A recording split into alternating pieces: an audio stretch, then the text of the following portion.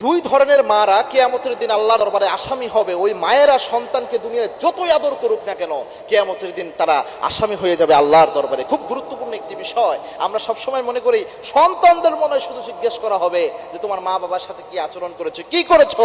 মা বাবাকে হয়তো কোনোদিন কিছু জিজ্ঞেস করা হবে না। না প্রিয় ভাইয়েরা, সন্তানদেরকে যেমন জিজ্ঞাসাবাদ করা হবে, মা বাবাকেও একইভাবে জিজ্ঞাসাবাদ করা হবে। এই দুই ধরনের বিষয় রয়েছে এবং আল্লাহ রাব্বুল আলামিনের বিধানটাই এমন, ইসলামের বিধান এমন ব্যালেন্স যে সন্তানের কিছু দায়িত্ব আছে আব্বা আম্মার উপর, আবার আব্বা আম্মারও কিছু দায়িত্ব আছে সন্তানের উপর।